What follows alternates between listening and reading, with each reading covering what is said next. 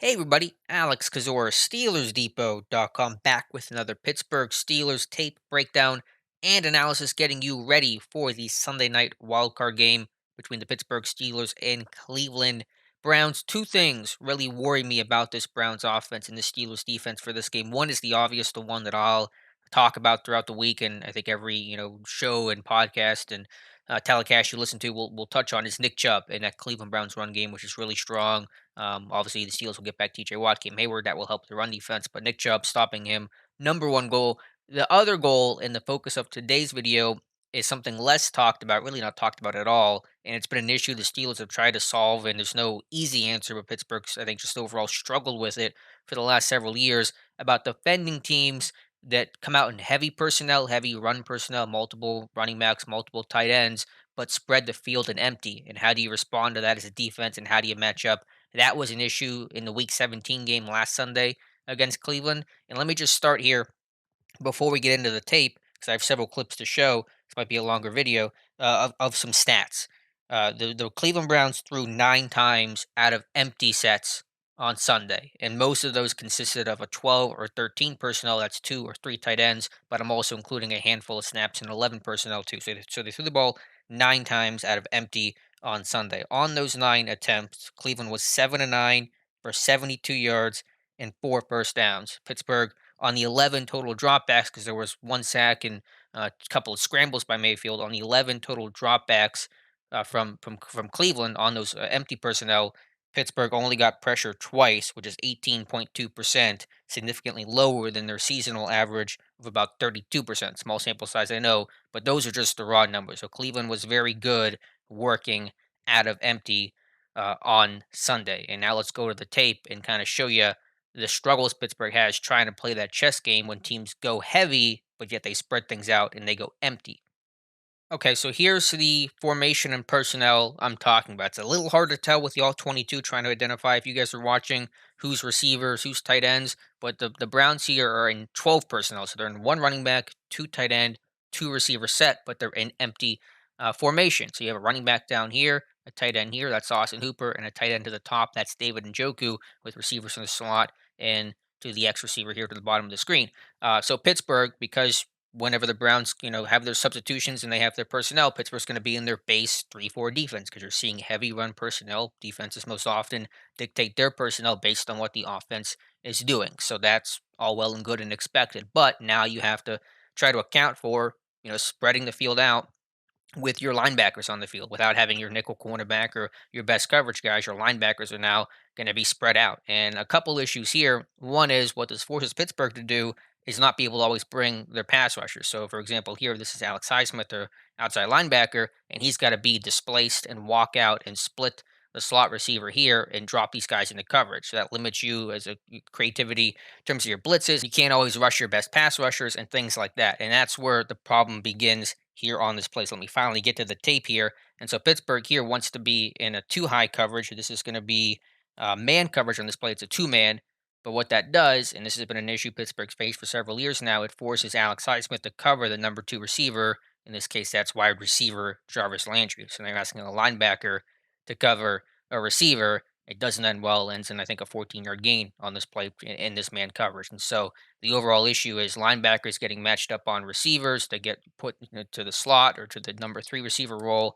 And how does Pittsburgh solve that when you play man in these moments? You're asking your linebackers to cover receivers. Obviously, that's going to produce some really, less than desired results. So, a quick look here from the end zone view. And again, you see Steelers in their base defense, three down linemen, four linebackers, Highsmith shown off screen. And, it's an easy throw here for Mayfield against Jarvis Landry, or to Jarvis Landry against Highsmith, because, I mean, that's just, an easy matchup for the Browns. And you see it here later in the first quarter. This time, Cleveland is in 13 personnel. So one running back, three tight ends, and one receiver. The running back is down here. That's Kareem Hunt. One tight end, two tight ends. That's a third tight end, receiver to the top. And the issue that teams have to face in empty, they have a decision to make, especially when backs get flexed out wide as the number one furthest outside receiver. If you put a cornerback on that guy, generally you're telling quarterbacks we're playing zone, because linebackers cover, tight ends and running backs, cornerbacks cover receivers. If you put a linebacker out there and then walk a linebacker out, then you're kind of declaring we're playing man coverage. So there's an upside downside.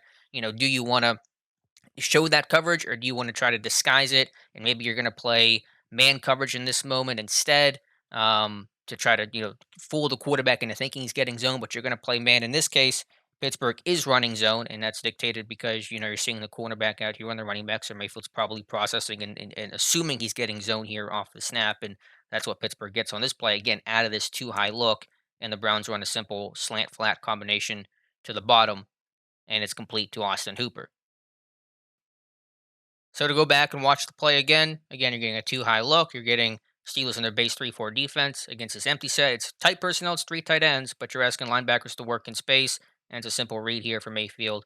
Vince comes down on Hunt running kind of the curl here, and the slant behind to Austin Hooper is complete, and it's positive yards, easy money there for the Cleveland Browns. And that's the issue in this game. They've had this issue before. You can go back to the Chargers game a couple years ago when Keenan Allen toasting John Bostic.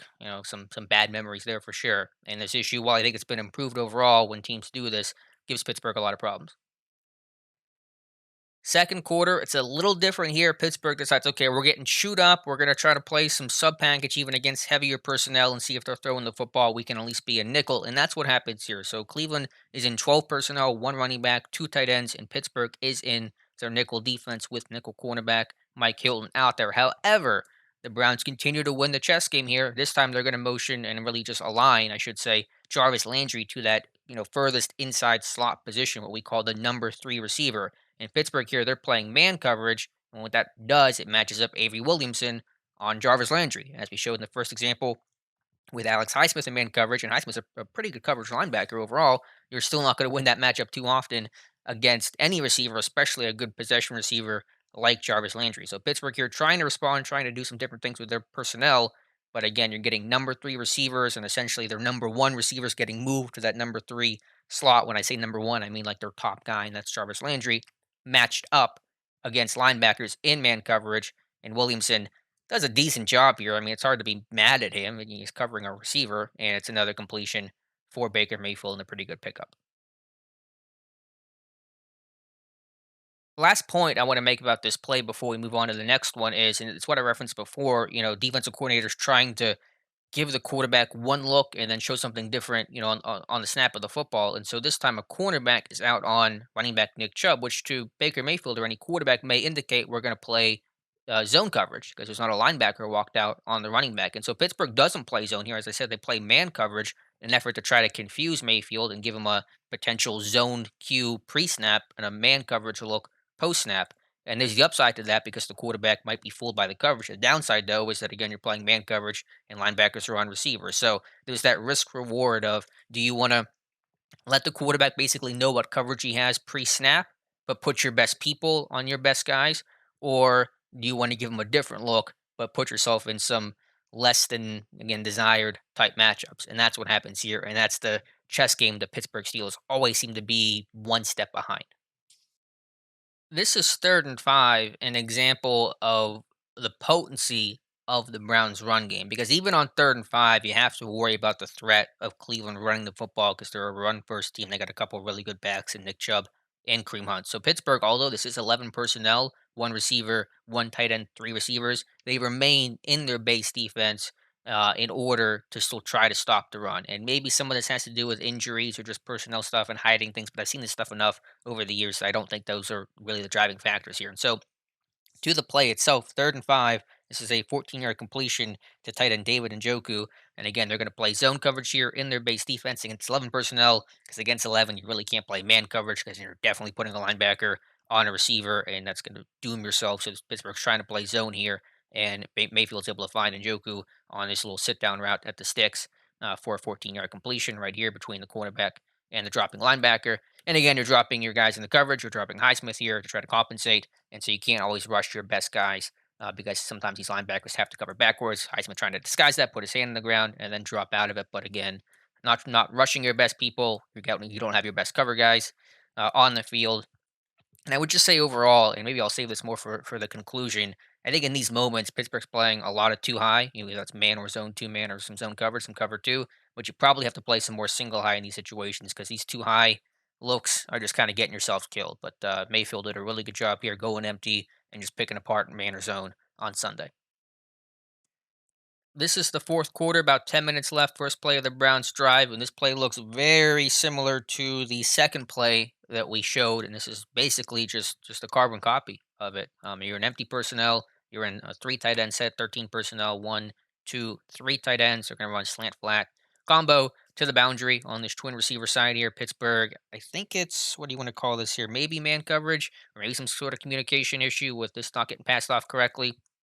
But regardless, again, you're asking some of these linebackers to cover in space. You give Mayfield some easy reads, a slant flat combination on 1st and 10, pick up the first down, stay on schedule, move the sticks, all those good analytical type words. But yeah, I mean, it's just how do you cover that? How do you stop that? And you can certainly bet that the Browns are going to use this over and over and over again during the wild card game, especially given some of their, coronavirus type issues right now that are, no head coach and things like that. So they're going to go with things that definitely work, things they have a lot of confidence in. And how will Pittsburgh respond? How will they stop it?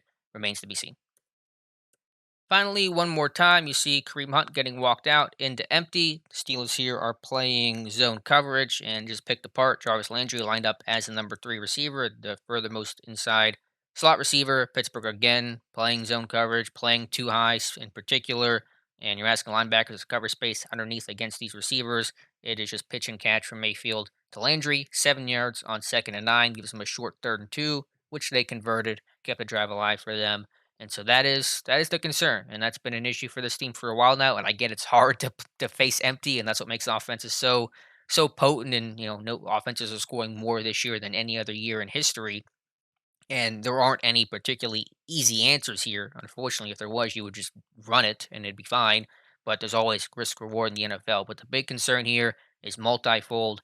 You're putting linebackers in coverage. You're not able to rush those guys. They're going to be able to negate TJ Watt's impact by forcing him to drop into coverage more. That's what I would be doing if I was the Browns right now. I think if you're Pittsburgh in these moments, you got to play more single high. And there's downsides to that because it limits your coverage. I mean, you can only play maybe cover one, cover three with single eye, and you can't play cover two obviously if you're running just a single eye safety. So there's downsides there as well. But this is a big concern of mine. I think the Browns are going to lean on this heavily in the wild card game, given how effective it was. Allows them to stay heavy and tight if they want to run the football, which they're very good at, of course.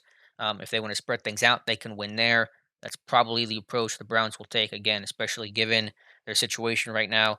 In terms of guys who are available, coaching staff issues, those type of things, they're going to lean on the things that have worked really well. And again, 7-9, 72 yards, 4 first downs, so only two pressures allowed, and 11 dropbacks in Sunday's game. This one worries me a lot for Sunday. I get the Steelers will have Watt, they'll have Hayward, hopefully have Terrell Edmonds back. Those are all benefits, of course, but schematically, it's the bigger problem here. It's less about the personnel, it's more about the schematics, and we'll see if Pittsburgh's able to come up with an answer on Sunday night. So let me know your thoughts in the comments below. Hopefully you enjoyed this video. I know it's a little bit longer than usual, but hopefully you guys glean some insight from it. Let me know your thoughts in the comments below, and we'll talk to you soon.